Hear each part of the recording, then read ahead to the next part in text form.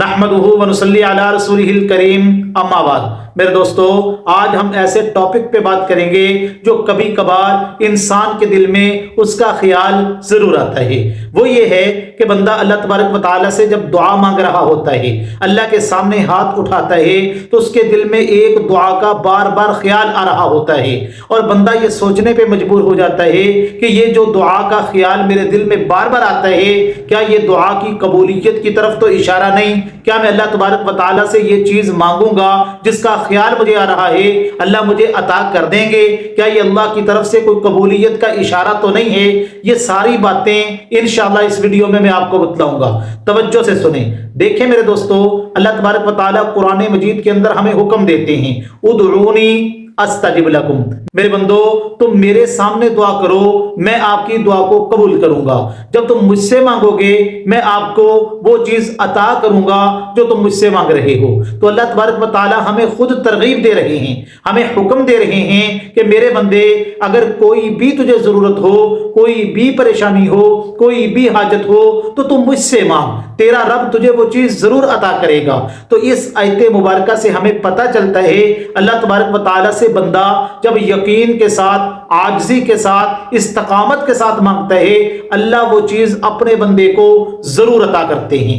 अल्लाह के नबी अलैहिस्सलातु वस्सलाम की हदीस मुबारका का मफ़हूम है, इमाम अल अंबिया सल्लल्लाहु अलैहि वसल्लम ने फरमाया कि अल्लाह तबारक व तआला अपने उस बंदे की दुआ को जरूर कबूल करते हैं जब तक वो बंदा दुआ में जल्दी ना करे। क्या मतलब? जब बंदा दुआ के अंदर इस्तिकामत के साथ लगा रहता है, हर वक्त वो अल्लाह से मांगता रहता है और इतना मांगता है, उसका यकीन इतना अल्लाह पे होता है कि नहीं, ये चीज मेरे रब के अलावा मुझे कोई नहीं दे सकता।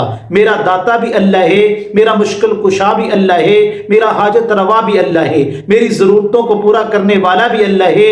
जो मैं मांग रहा हूं, ये चीज भी मेरे अल्लाह ही मुझे अता करेंगे।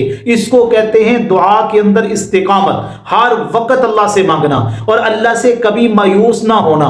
बाज लोग होते हैं, 2 दिन मांगा, 1 हफ्ता मांगा, 1 महीना मांगा और जब दुआ कबूल ना हुई तो अल्लाह से ना उम्मीद हो जाते हैं और क्या कहते हैं, अल्लाह साड़ियां दुआवां तक कबूल ही नहीं करता। नहीं मेरे दोस्तों, बंदा अल्लाह से इस्तिकामत के साथ दुआ मांगता रहता है, अल्लाह उस बंदे की दुआ को जरूर कबूल करते हैं। तो इससे हमें यह पता चला कि बाज औकात अल्लाह अपने बंदे की इस्तिकामत को देखना चाहते हैं, अल्लाह अपने बंदे की हिम्मत को देखना चाहते हैं। बंदे को अल्लाह तबारक व तआला परख रहे होते हैं, उसके यकीन को देख रहे होते हैं कि मेरे बंदे का यकीन मेरे ऊपर कितना मजबूत है। अगर बंदा अल्लाह पे पूरा यकीन और भरोसा कर लेता है और यही कहता है कि ये चीज मेरे अल्लाह के अलावा मुझे कोई नहीं देगा, अल्लाह उस बंदे को वो चीज जरूर अता करते हैं। तो अगर एक ही दुआ आपके दिल में बार बार उसका ख्याल आ रहा है, तो याद रखें, दिलो दिमाग पे कंट्रोल मेरे अल्लाह का है। तो जब आप अल्लाह के सामने हाथ उठाते हैं, दुआ मांगते हैं, तो फौरन आपके दिल में उस दुआ का ख्याल आ जाता है।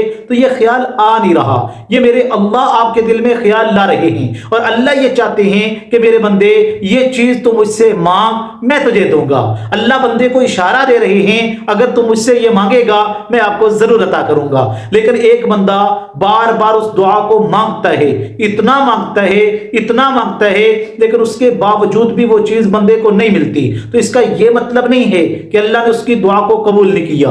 अल्लाह इस दुआ का अजर जो है उस बंदे को क़यामत वाले दिन अता फरमाएंगे। और बाज औकात ये दुआ अल्लाह संभाल के रख लेते हैं। अल्लाह इंसान को उस वक्त वो चीज अता फरमाते हैं जब उसके लिए बहुत ज्यादा जरूरी होती है वो चीज, या अल्लाह अपनी हिकमत के तहत वो चीज बंदे को नहीं देते, वो चीज अता कर देते हैं जो उसके लिए बेहतर होती है। और बंदा ये समझता है अल्लाह ने मेरी दुआ को तो कबूल ही नहीं किया। नहीं मेरे दोस्तों, अल्लाह हकीम है और अल्लाह का हर काम हिकमत से खाली नहीं है। अल्लाह तबारक व तआला इन बातों पर अमल करने की तौफीक अता फरमाए।